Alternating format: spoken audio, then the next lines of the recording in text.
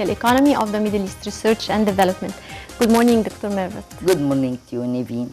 And we will, of course, follow up on the recent economic decisions and the efforts of the government to carry those decisions out and to control and supervise the market dominated the main banners in the papers published today. We start off from Al Ahram and we read some financial news intensifying the supervision on the vehicles that transfer passengers and on the markets to control the prices. The Prime Minister says to the governors communicating with the citizens to explain the targets of the economic reform program, intensifying the supervision on the markets and follow up with the vehicles and the stops of transferring passengers in the different governorates. And still with the same issue from Al Akhbar, we read more news on the same issue. President El-Sisi says increasing the outlets that sell the goods at reasonable prices and providing the milk of the children, and the state interferes to face the greed. 15% the average of the increase in the fare of the transportation and no increase in the fare of the public transportation tickets. And the head of the exchange unit says the US dollar to retreat within days. And still with the same issue from Al Masri Al-Yawm, we read the Governor's Council tackles announcing a fare for the transportation and increasing the fare of the taxi. Cairo, no increase in the prices of the public transportation. Prime Minister Sharif Ismail held a meeting with the Council of Governors to discuss the consequences of recently announced economic reforms and decisions. Dr. Mervat, of course, a lot of decisions has been taken these days, in the recent days. How do you see the impact of these decisions on the ordinary citizen in Egypt? It will be, of course, negative. Okay. Why is it so? Because the government has not well studied, okay, the consequences of such decisions. Now we are looking for the fare, for taxes, as you mentioned, for the public transportation, there is no increase, but in the tuk-tuk and in the small microbuses, which the ordinary man uses, there hasn't been a study made. You know, what I really take as a wrong action on part of the government is the raising of the solar and the raising of the 92. Right. Okay, fuel. No, the 95 has not increased. Remain the same. Why? It's already high. No. It's not subsidized. No. It's not high for those who have big cars that only uses the 95. So in fact, what should have been done is a reverse.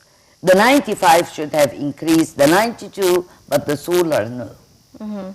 And the gas as well, for those who are using gas as a fuel. Okay. Another thing that I take on the government is, how come that you make a decision? Yes, you made an introduction to the people that there will be repercussions, of course, to these economic decisions, but you haven't been detailed. The individual needs the details, okay? And you haven't studied as well the price of the dollar with regard to importation of essential goods, like what? Like all those materials that go into the process of producing something like medicines, something like all our production of some companies, all their intermediate elements or components are important. Okay, so in fact you should fix the dollar for essential goods, right, that could really derive this country forward, should remain at the rate of 8.8. Why? Because you will create a disaster, for example, for the pharmaceuticals. Definitely. And they will be, you know, you will set them into confusion. Should they produce a good medicine, or should they get any element and put it just and sell it for the same price? You are in fact encouraging more corruption But instead of actually, the combating US dollar is corruption. expected to retreat within days, or no? Who said so? Expect just by expected by some It analysts. is by some analysts. Right. I like the argument. But what are your assumptions based on? Any currency, when you liberate it, is subject to what? To the law of supply and demand. Supply and demand, right. Right? If you demand more for the dollar price would rise. Right? Right. So is there an expectation of decrease? Not really. Exactly. That's what I'm saying. Decisions, economic decisions, Naveen, are not based on economic circumstances alone. They are based on political repercussions and social repercussions. And I believe the government of Sharif Ismail has not really studied it well. It was in a hurry, it was in a rush, because Christine Lagarde has just made 10 days ago a remark that we haven't yet followed their instructions. So when you have this structural adjustment programs that are imposed on countries that ask for a loan, okay, it's one and the same.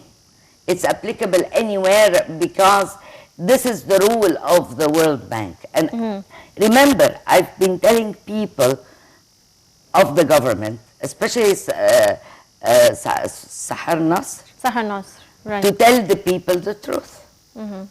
They haven't told us the truth. It's only the president who is working. Okay, and let me just remind our viewers that this Council of Investment that has been established by President Sisi, thank God that he did it, because the law of investment is very bad, is worse even than that of Salman. The previous one. Exactly. But the original one could have been modified. Right. Okay.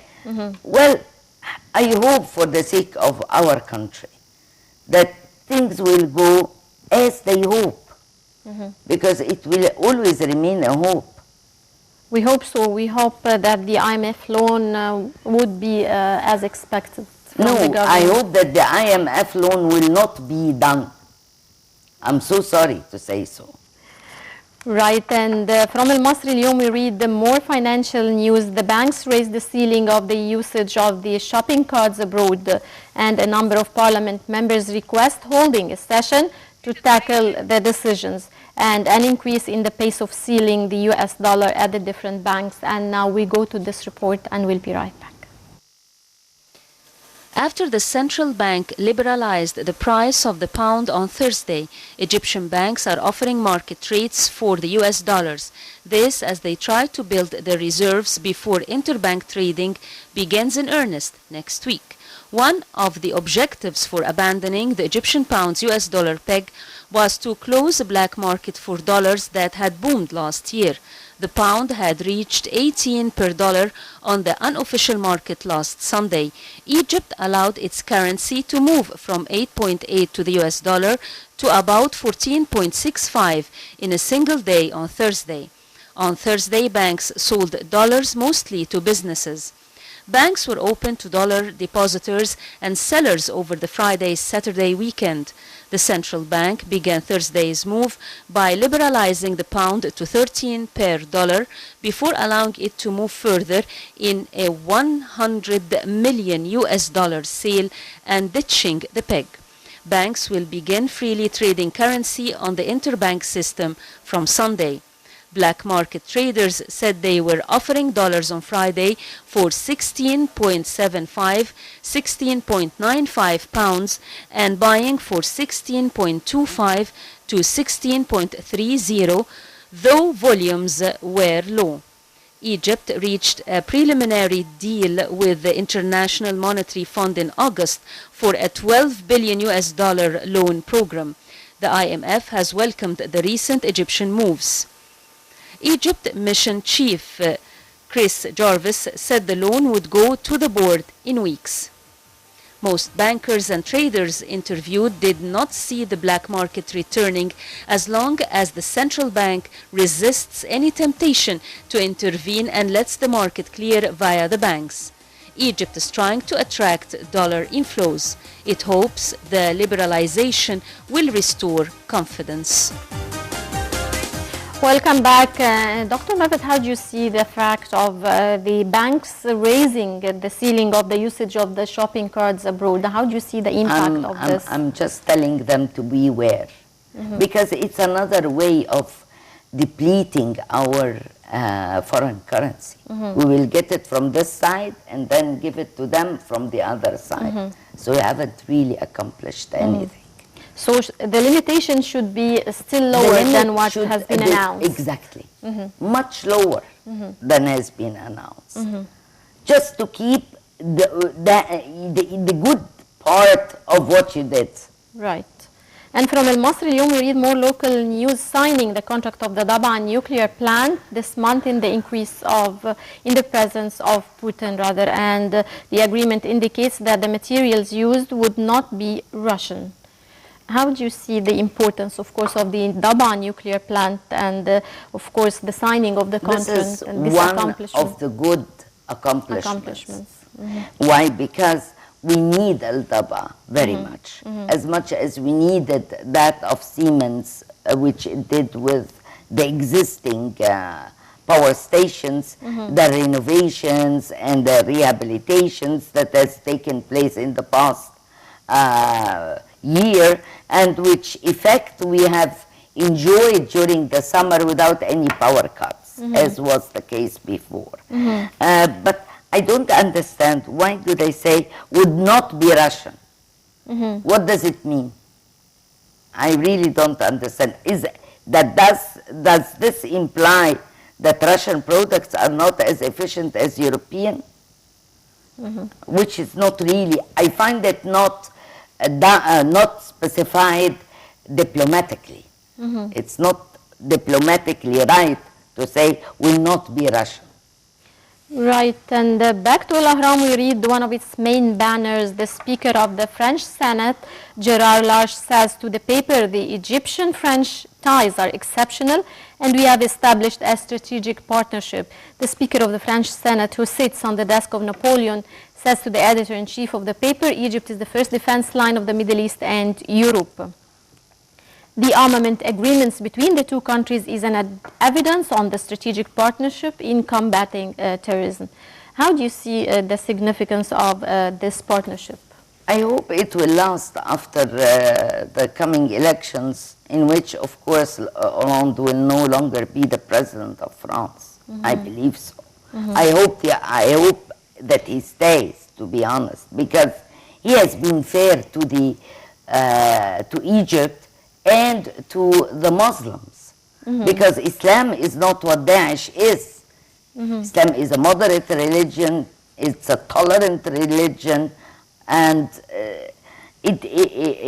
all these terrorist attacks are only by extremists, which could be existing in any ideology, in any religion, regardless of what it is.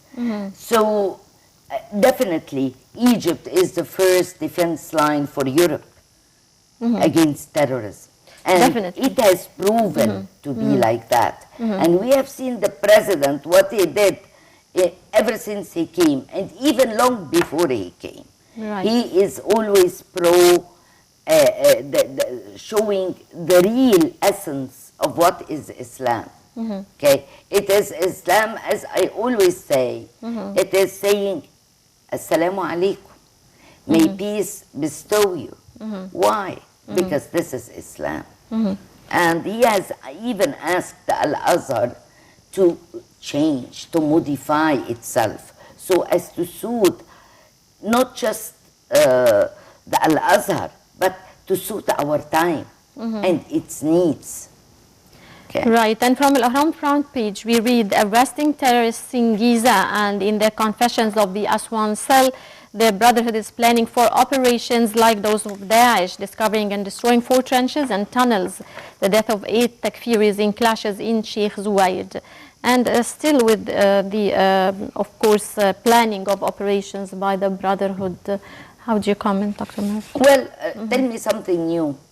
Tell me they have, became those, what Kerry is always labeling the moderate. Those who are carrying arms, and he still labels them as moderate. Moderate, right. Okay. No, they will never be moderate. It's in their essence. They won't change their beliefs. Never, Niveen. Right. Never. They have been always like that ever since they have been established back in 1928. Didn't they kill El Norashi Basha? Didn't they kill? Throughout history, yes. Exactly. We have seen a lot of assassinations. Ahmed Norashi. No, the guy, I forgot his name. And back to Al-Ahram, we read some news regarding the upcoming U.S. presidential elections. 3 days before the U.S. presidential elections, the Clinton Foundation admits accepting $1 million as a gift from Qatar. The streets of New York prepare to celebrate, and clashes are a possibility. The Broadway theaters reveal the cultural war among the Americans. Clinton returns to the lead in the polls. Trump calls for change. What are your expectations for the upcoming U.S. presidential elections this week? Clinton will win, unfortunately, for us and for the Americans, by the way. Because Clinton is always playing this multifaceted role and accepting from Qatar, of course. Haven't they been cooperating together to bring down this region? Yes. They have. And I don't know, didn't she accept anything from Erdogan as well? Maybe Ban Ki-moon will cry and will be worried as usual. Yes. Right, and the last item we chose for today comes from Al-Ahram front page. The Iraqi forces deep into the districts of Mosul. Daesh militants launched counterattacks on Saturday against Iraqi special forces in eastern Mosul, emerging from populated areas deeper in the city to target the troops with mortars and suicide car bombs in clashes that raged late into the night. How do you comment on the current situation in Iraq? The situation is not getting any better. Let me tell you one thing. In Yemen, in Iraq, in Syria, the whole thing is the same. Let's hope for the sake of the citizens themselves that things will get better and that Daesh will be expelled from all the Arab countries, not just of Iraq. Okay. Right. Dr. Mervat Matkour, Professor of Political Economy of the Middle East Research and Development. Always a pleasure having you with us. Always a pleasure to be with you, Niveen. Thank you. And dear viewers, with this we come to the end of our daily press review. Stay tuned. We'll be back to resume the rest of the segments of the Breakfast Show.